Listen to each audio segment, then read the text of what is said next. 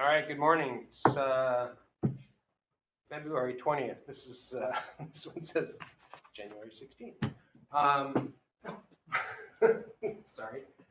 This is the regular Board of Commissioners meeting for Fire District 21.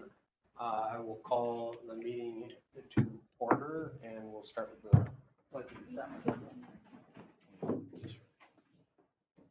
Pledge allegiance to the flag of the United States of America and to the republic for which it stands, one nation, under God, indivisible, with liberty and justice for all.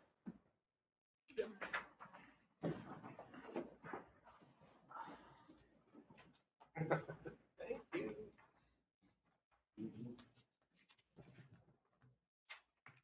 All right, roll call. I am Bruce Ansel. Kimberly McMurray. Matt Reaper. Joel Nielsen. Jason Vanderbeek. And then we have, thank you, on Zoom. Any public comment? Open the Volunteer Pension Board meeting. We have the January 16th minutes for approval. Is there a motion? So moved. Moved and seconded. Any discussion? All in favor?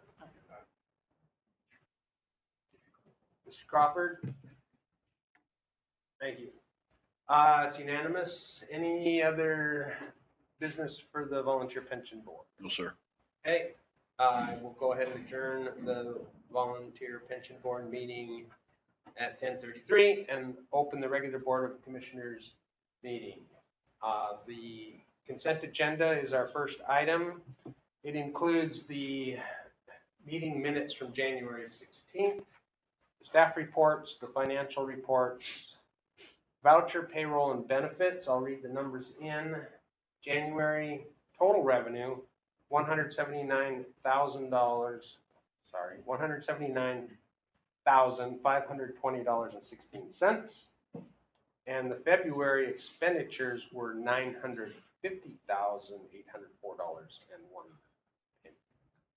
Direct deposit payroll, $432,473.95. Payroll taxes, $101,657.40. Benefits voucher, $266,547.35. Monthly expenditure voucher, $137,882.36, and capital projects apparatus,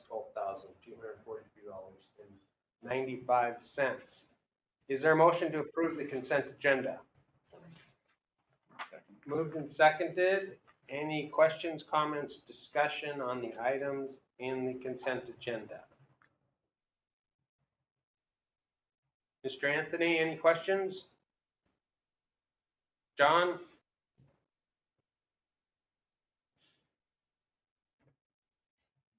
All in favor? Aye. Unanimous. Commissioner meeting reports. Who wants to start? You got anything? I will. Okay. In speaking with the Red Cross, we're going to do another sound the alarm, smoke alarm installation on March 22nd. So Okay. anybody who wants to be a part of that from Saturday. 9 to 2, it is a Saturday, 20 seconds. March 22nd, yeah. And we'll meet here again for the training and the packets and then we'll just fence. Do we know where we're doing this? We're working on that, Okay. And it's what time here? 9 o'clock.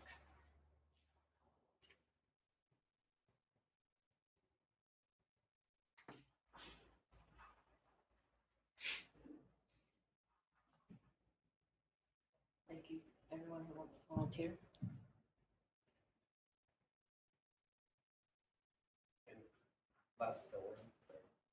Done. 2-ish, yeah. All right. Well, the more 27. people we have, the faster it goes. Of course. And they bring people as well. All right.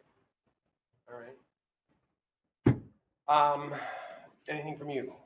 So I contacted Miss English over at the Wayne Senior Center or Community Center, Uh-huh. And we had a really good conversation. Some of the asks that they would have, I don't know what resources are there or not already, is more of an educational push about preparation for emergency first responders. She was talking about even like magnets in case of an emergency with some list of information.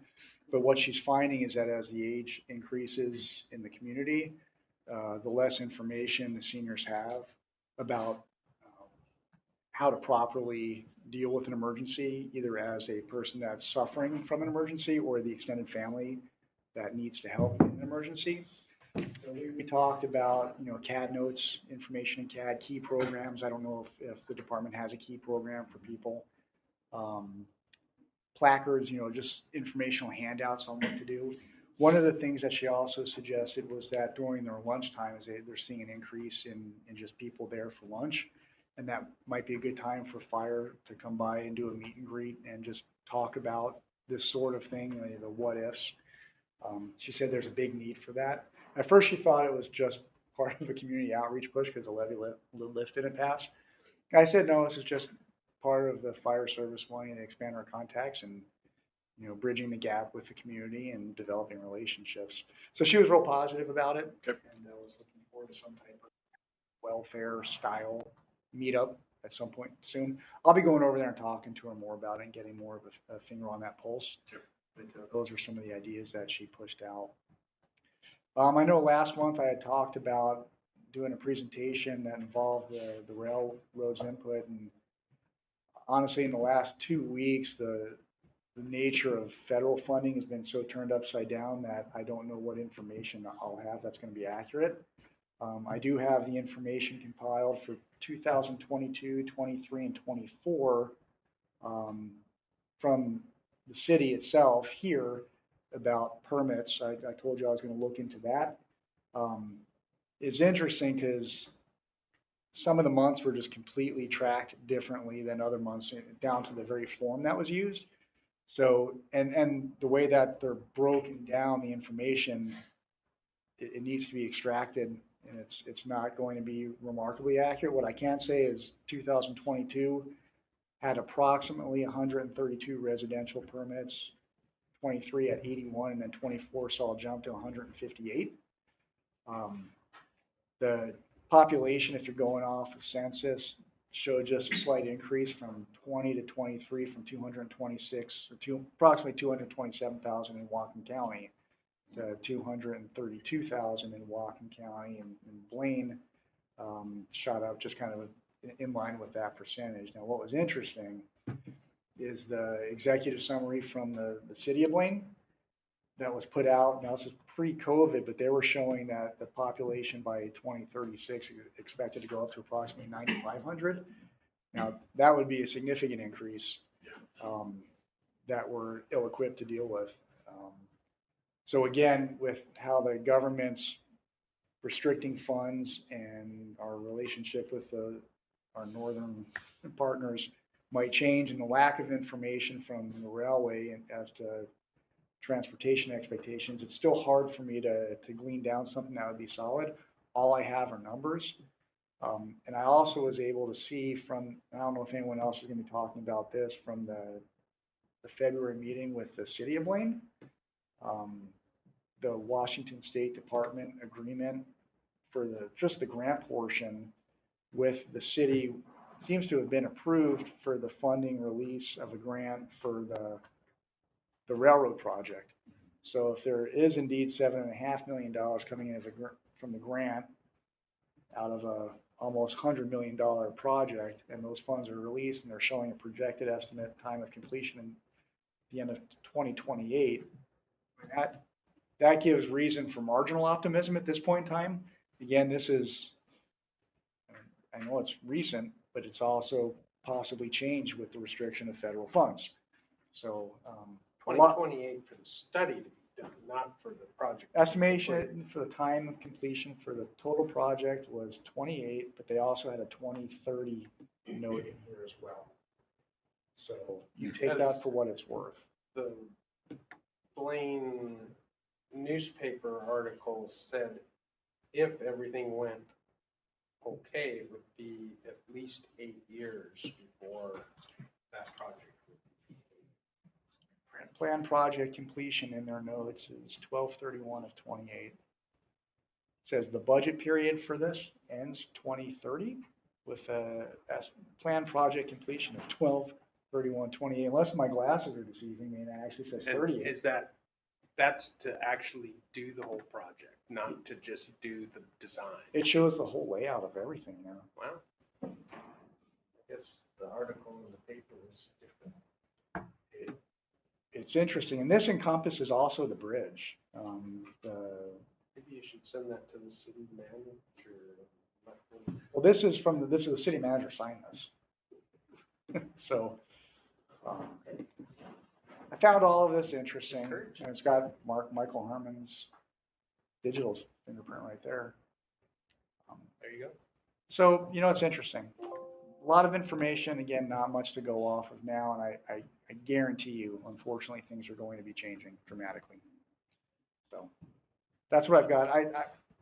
I'll have, I think, a good finger on the pulse of what's happening by next council meeting, or next meeting here. But again, it's all subject to change.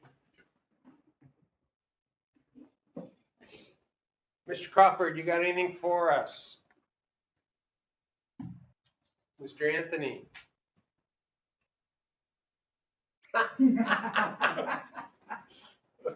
Don't go through Toronto. All right.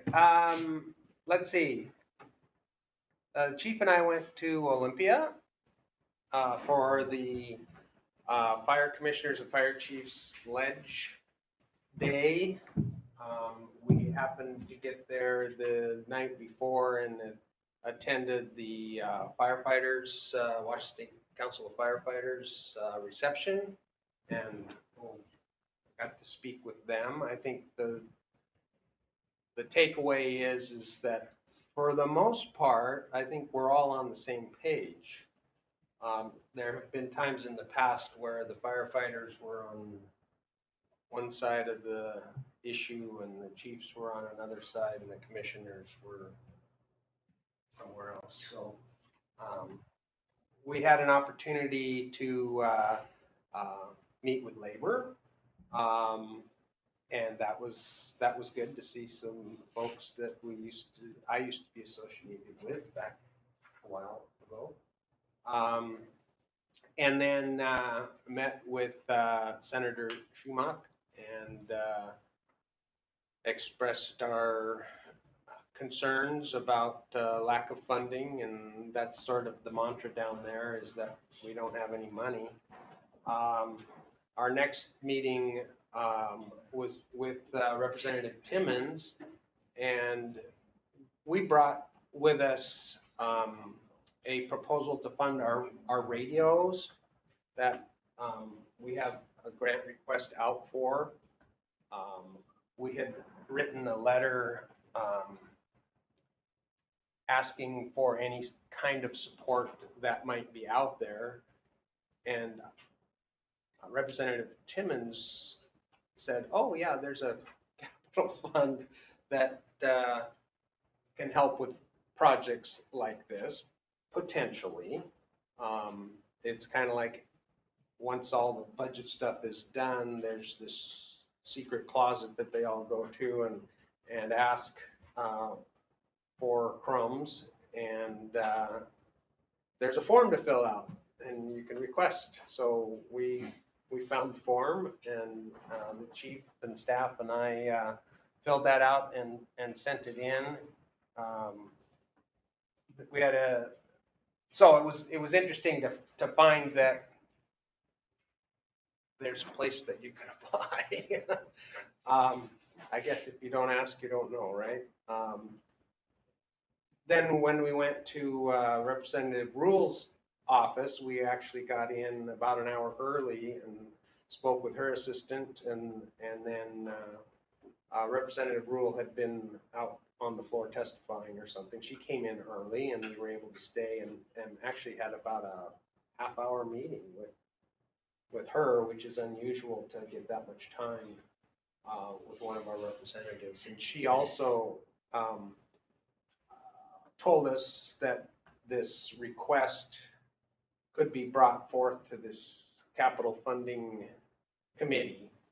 And so we put together a letter, and the chief sent it off. And actually, we heard back from Representative Rule that she had already submitted our request to the chair of the committee that controls those funds. So we asked for $175,000. That would fund the complete redo of our radio system here for portables, mobile, in the apparatus, headsets, the whole thing. So we're asking, we're scratching, we're shaking the cushions on the couch. No guarantees, obviously, but I think what Representative Rule said is, if you're in the right place at the right time when they ask the question and you have the right information, sometimes you get the money. So she's asked us to send it to her. We did, and she's gonna try to see if we can get some. So in the meantime, we haven't heard anything from our other grant request.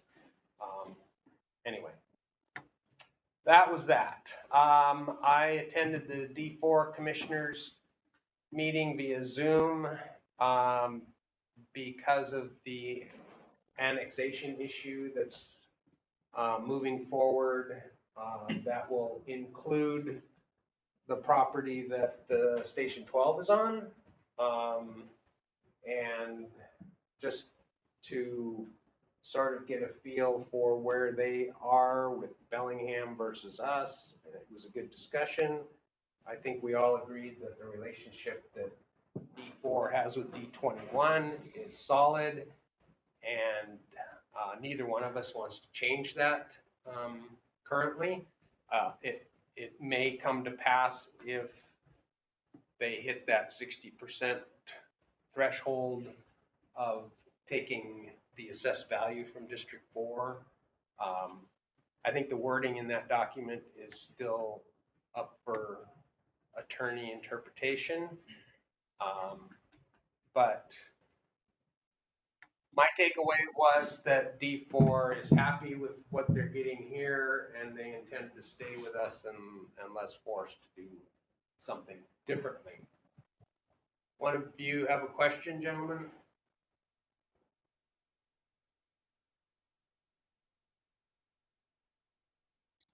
That's part of the question, sir, is that the 1997 agreement discusses or codifies the RCW, which talks about the 60%, but neither document talks about how the 60% is calculated. And therein lies the problem. Where do you is it assessed valuation at the time of the first annexation? When you look at a map of Bellingham's annexations by calendar date, you can see what they've done and why they did it. And I'll be discussing further, I guess, during the District 4 annexation piece and new business, kind of how the meeting went with the attorney, District 4's legal rep. But the 60% question is the question. So. And then the last thing I just have pending is the Birch Bay Community Advisory Committee for Whatcom County, where I will hopefully represent the fire district's concerns on the public safety side as they look towards incorporating the Birch Bay area. So, anyone else have anything?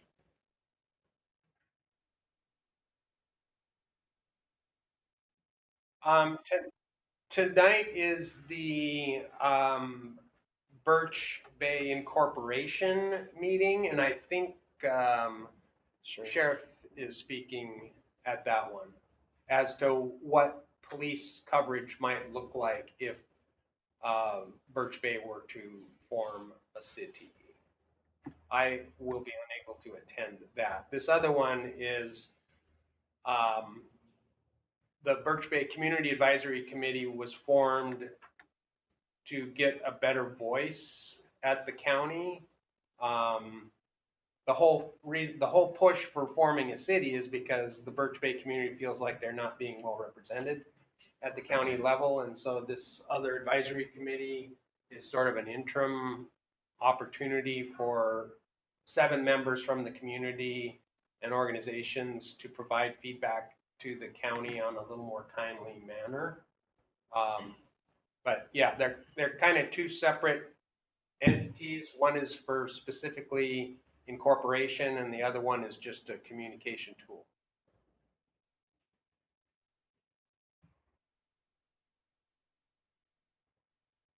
Yeah, they're run by total different groups. That incorporation is a total separate board and organization and process.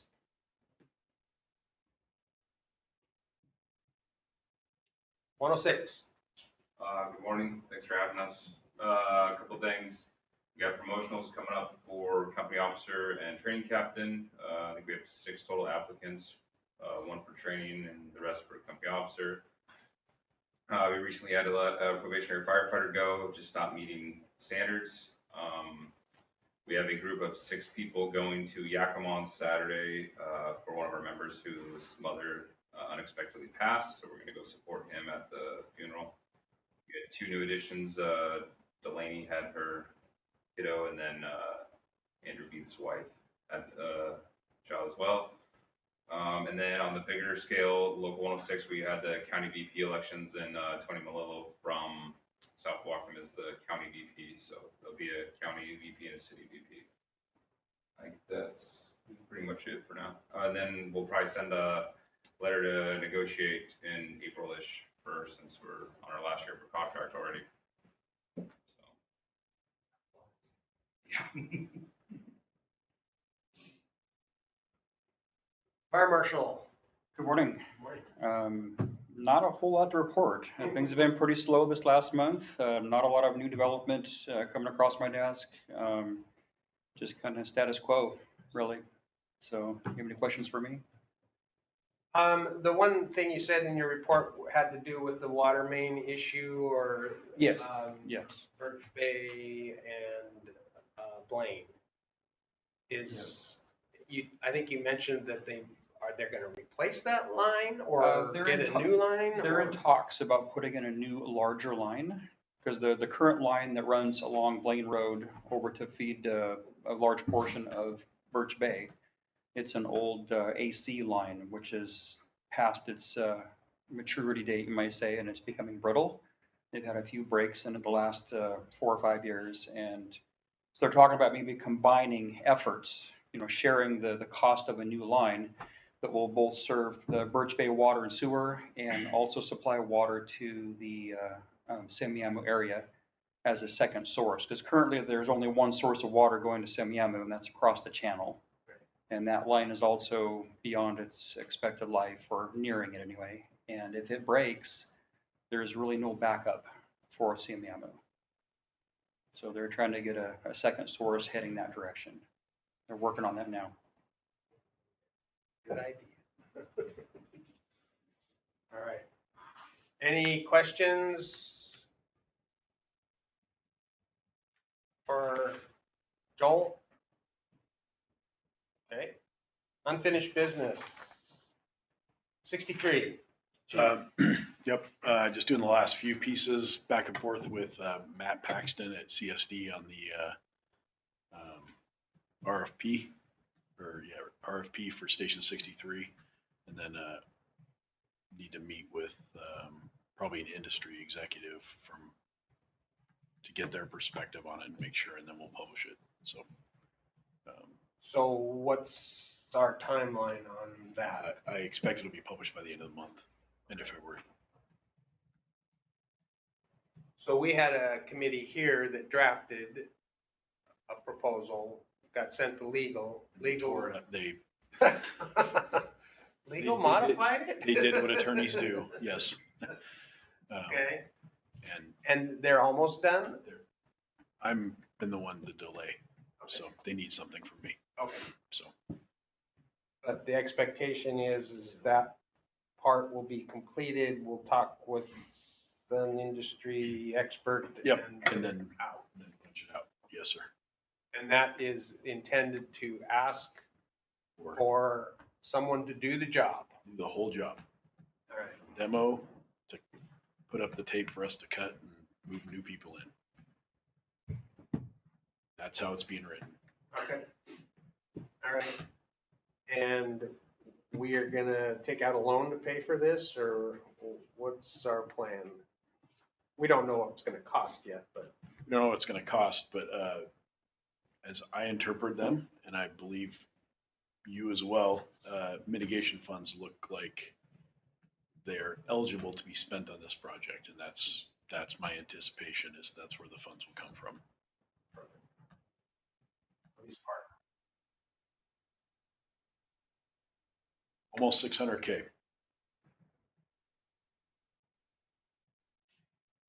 Questions, comments? Thank you. Simiamu 62, we had some communication back from the city. Included in the board packet is a resolution returning or saying no thank you on the right of first refusal. There are probably some further questions that we will need to clarify later with the city, but basically the city has no interest in it. And we're just going to keep it status quo. Try to keep the cost down as much as we can in that thing and not let it fall apart. We need to watch the city's UGA shift. That will start in earnest in the fall, I believe. There's a July deadline. I can't remember what it's for, but there's some thing that we have to wait till July with the city before they can start that move in earnest. Again, it would be the first UGA shift in the state. This has never been done before. So we'll watch it with some interest. But I believe from everything I've heard and read that the gentleman that bought the property up on on H Street Road, he has no intention ever of developing that, and would very much like to even work an offset with the wetlands for the city. I mean, he appears to be a very good partner, and so the city may just pull this off. Joel, correct me if I'm wrong, water is going to be the big issue in this, according to, water in the Semiahmoo area. Yeah, the shift. Shift. According to Mr. Harmon from the city of Blaine, they are already working with Birch Bay Water and Sewer on how to bridge that gap. And that would mean putting a line all the way around the southern end of Drayton Harbor. But sounds like they're already having talks about that. And, so we'll watch and see. For right now, we're just going to sit on Semiahmoo and or Station 62. And So a month ago, this sounded like it was going to be very improbable. Now it's probable. I wouldn't say it's probable. I wouldn't buy property in Semiahmoo. That's what you're asking. Based on that. No. Okay. We just have to prepare. I mean, that's why we're not going to do anything with Station 62. We didn't want to give it to if the city's planning on doing this, we would have been foolish to give it away. But it doesn't mean we're going to prepare for crews or we're not going to buy apparatus to put in it. It's going to be a shell until there's some actual movement on the UGA being shifted. And then even then, watch and wait for development. How many developers come in? How many homes are they going to put in there? Is there going to be mixed use? Does that area need that fire station? With that initial, I didn't even see an actual full proposal come out for that. So there's no indication of how many additional dwelling units there would be or anything at this time, or what the infrastructure. I have not seen it. Have you seen anything? The whole area, if it's developed like they've got plans right now, it's about 500. 500 homes or? 500 residents, we'll say, whether it's multifamily or single family. But yeah, up to That's on top of about Verizon 500 and everything units. else that's. Why not? Yeah, sure, makes sense. Well, there was something about the change requires a 60% vote. That's what- They have to, Who? they have, the city, they have to de-annex that part of West or East So Blaine. it would be the residents of Blaine that would have to have a 60% vote. That's my understanding. Well, the residents of Blaine have no interest in Simiamo as far as I'm concerned, but I guess there are, are you city of? Mhm. Yeah. Yeah. Okay. Oh, yeah. So you get to vote. As does Mr. Anthony. Anyway, okay. Are we going to talk about this now, or is this? This was provided at your request. Okay, You can- I'll talk about it now. So last month when I was going through the vouchers and all that kind of stuff, I recognized that we spend a lot of money on utilities at Station 62. Total current over $2,000 a month for that building. And my understanding is that part of it is because it's charged at a commercial rate, which is obviously significantly higher than a residential rate. And so I asked, am I the only one who got this, or no? No, and I emailed it to Commissioner Anthony and Commissioner Crawford, so. Do you guys have this Station 62 monthly charge breakdown? It was emailed to you.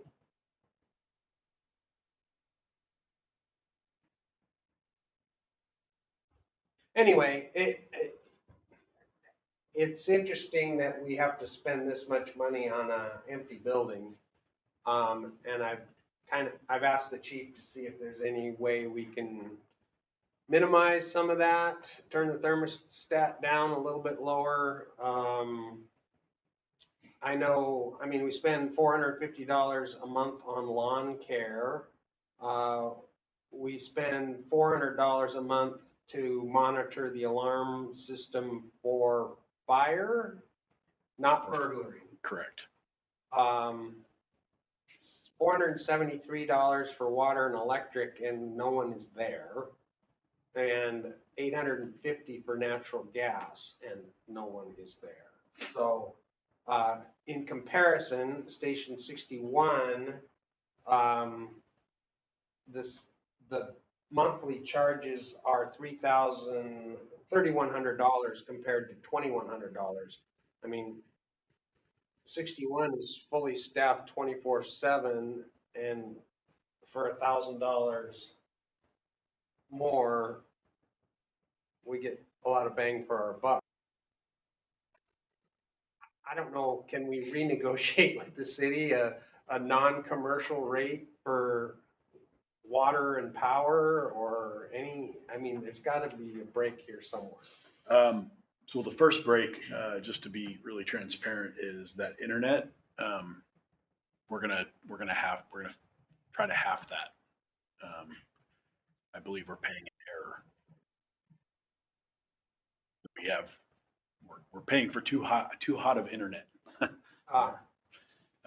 We need like minimal We need to dial it down. bandwidth. And then water and electric and that kind of thing. I will certainly try. It won't hurt to try. We won't know if we don't try. I would not. You should probably get your hopes up as much as I have about the annexation flip, but we can try.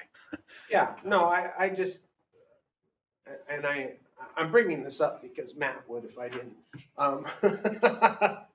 The goal was to try to get rid of some of our expenses. And I mean, if this stands true, it's $25,000 a year that we're spending on a vacant building.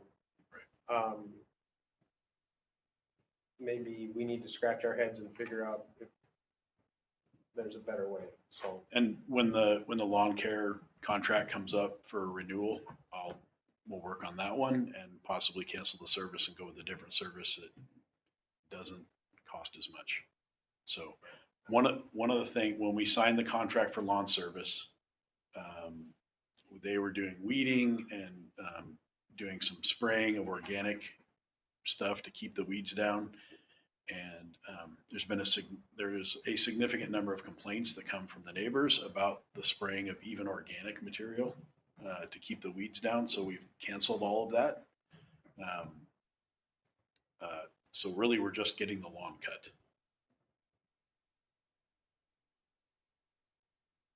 It doesn't need to, but we could.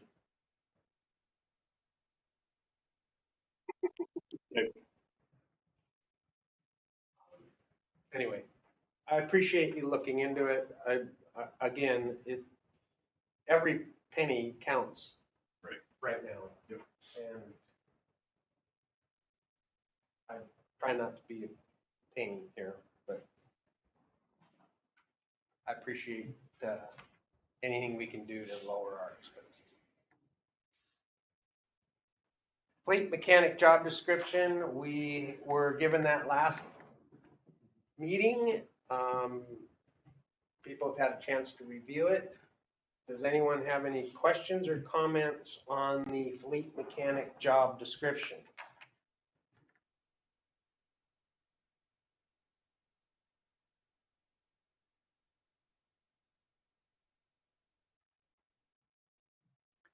That was per Ryan. That was his recommendation. That's a minimum requirement, Correct. so.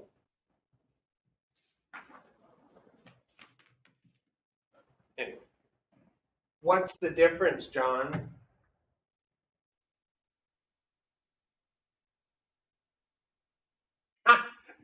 I mean, as far as what you can drive.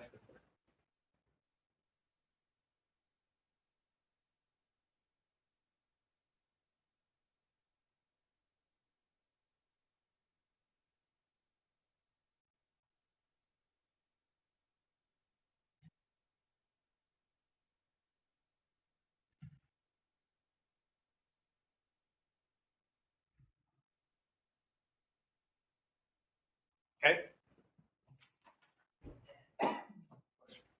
So Chief, you need a motion to approve the job description so Yes, sir. that we can advertise for that, and the plan is to advertise soon. ASAP. Been moved. Is there a second? Any other discussion? All in favor of the fleet mechanic job description? Aye. Unanimous, thank you.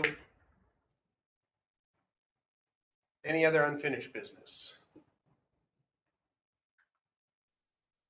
New business is District 4 annexation.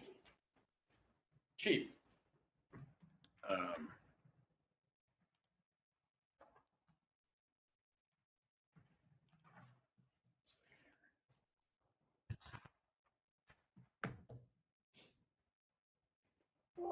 So District 4, we got a letter from the Boundary Review Board stating that the potential annexation of Northern Heights is moving forward to their jurisdiction.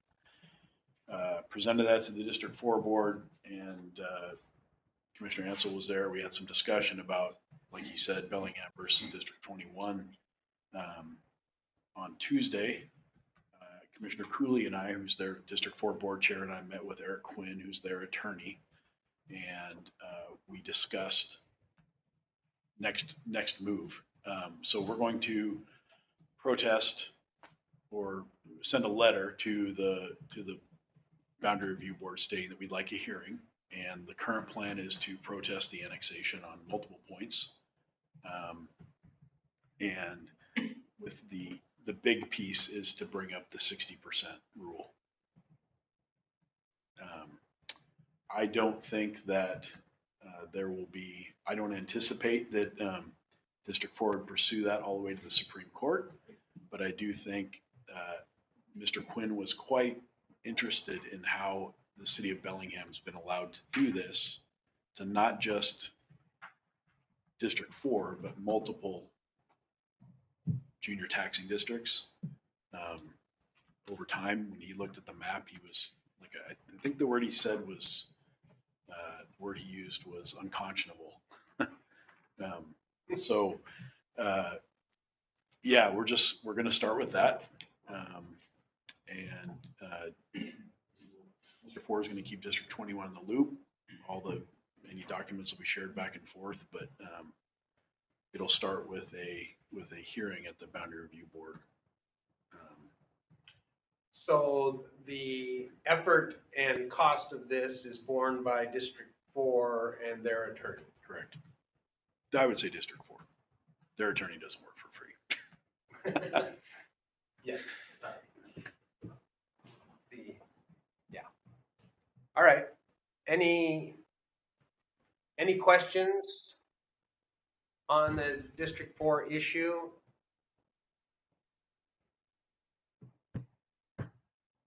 As it stands, we continue to provide coverage. Mhm. They continue to pay their contractual amount. It's my understanding that if for some reason they were to go with Bellingham, it would actually cost them more Correct. to do that. The downside of this annexation is District 4 will continue to collect the same amount of money per their levy lid lift, but it will be spread over fewer property owners. So you take this chunk of houses out of their assessed value, give it to Bellingham, the remaining property owners now have to pick up the slack up to $1.50. You can't go over $1.50. Correct.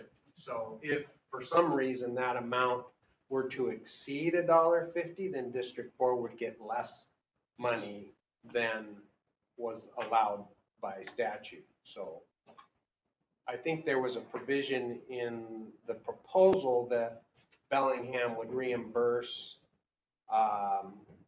District 4 $208,000 a year for 3 years. And I've actually asked Commissioner Anthony, you're there? Either now or when you get back, that you would kind of help with the math on that annexation, how much money would District 4 lose? And is the 208, does that make up the whole amount, or would they be, this should be a question D4 should be asking, but I'm asking it on their behalf. Because ultimately it could impact the money they pay to us. So And that's one of the questions that their attorney is asking as well. Show us the long form math. okay. So Commissioner Anthony, when are you due back?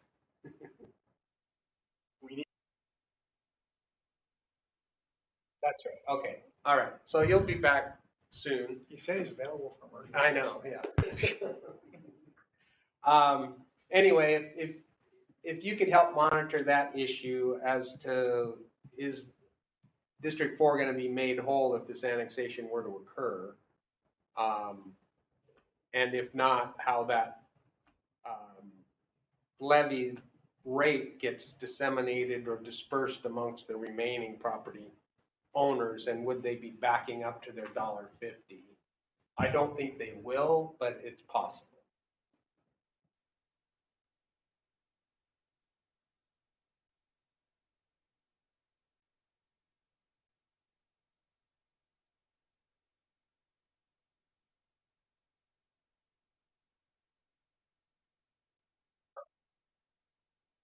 Excellent. We appreciate your help.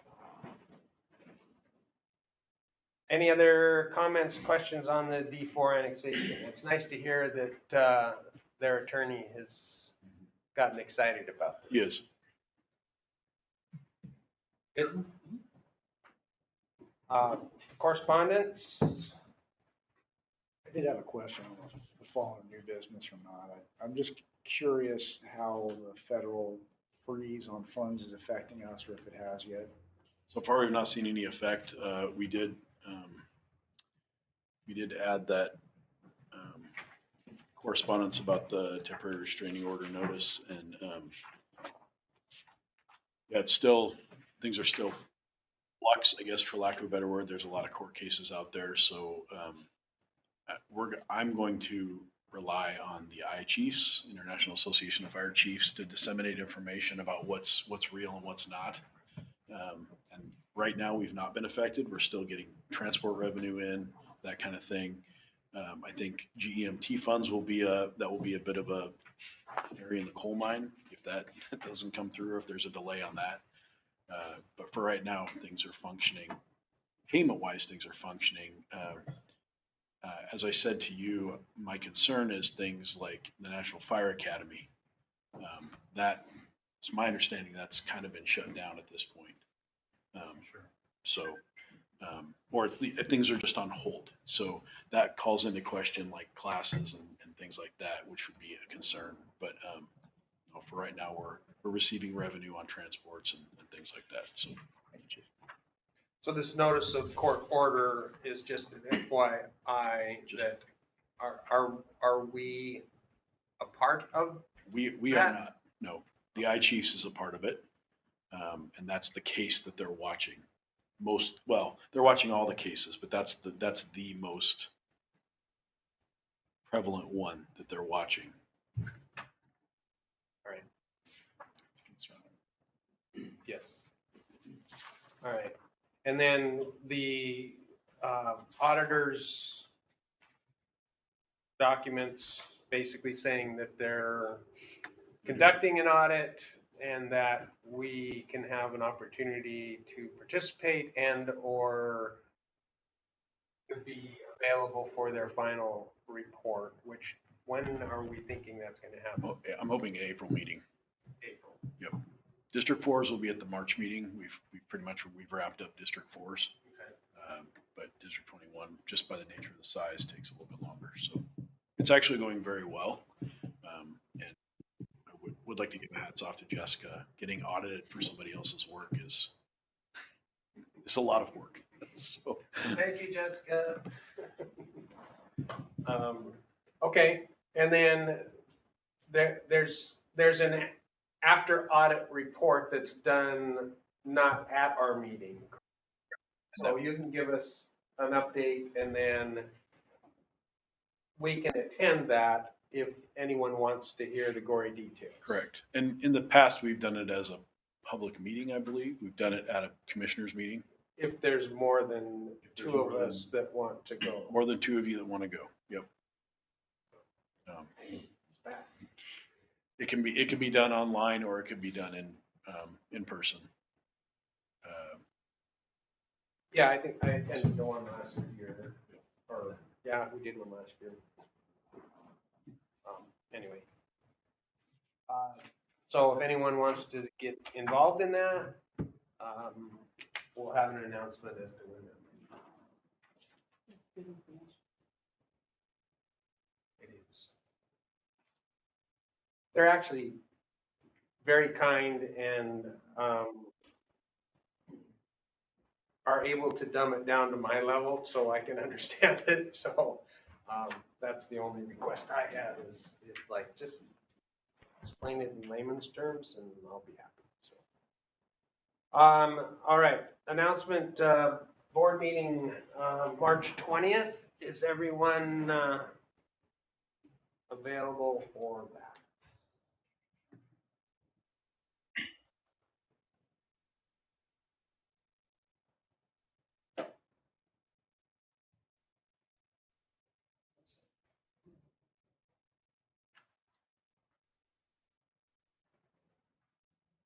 Everybody's good?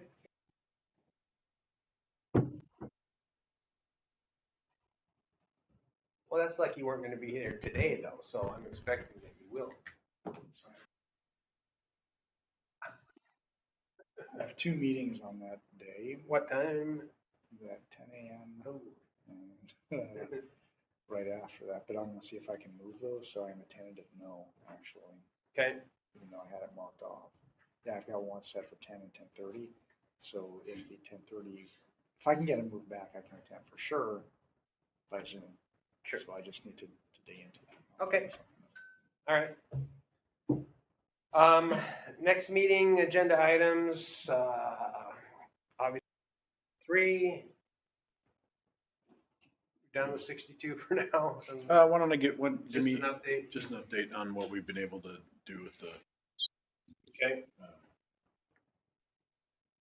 Are we going to have a report on the deputy chief application Yeah, we'll have a, process? Because that closes the end of this month. correct.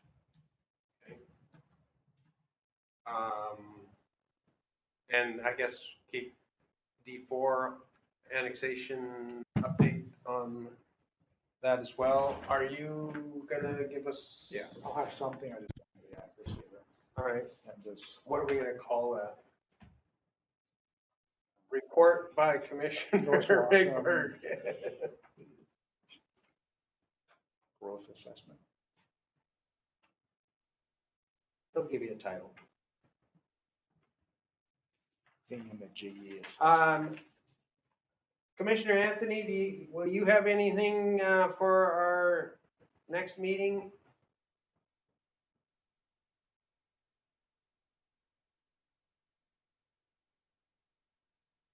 Okay, all right. I'm curious about your TIF findings, so that'll be interesting. Are those back?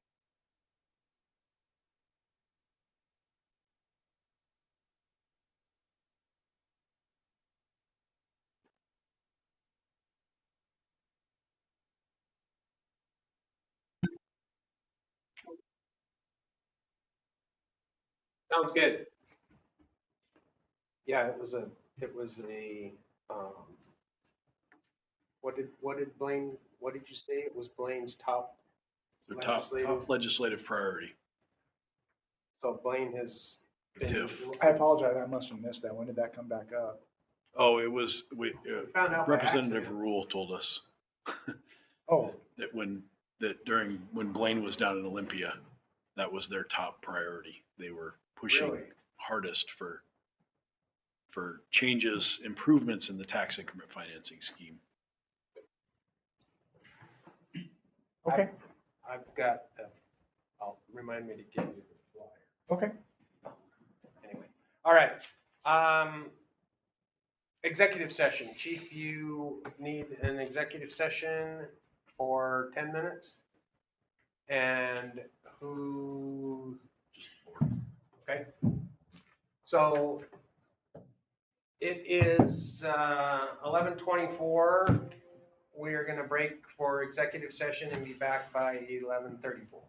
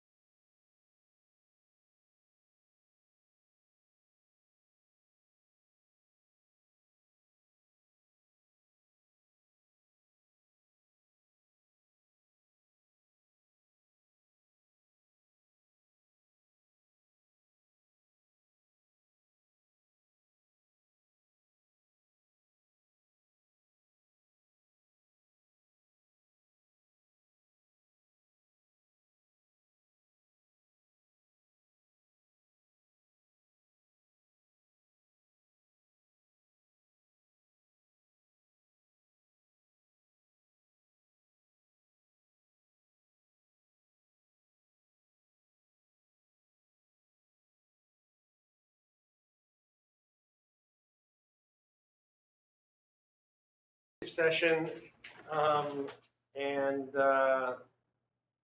there's no action after executive session. I will entertain a motion to adjourn, and we have to sign documents. Second. All in favor? Meeting adjourned.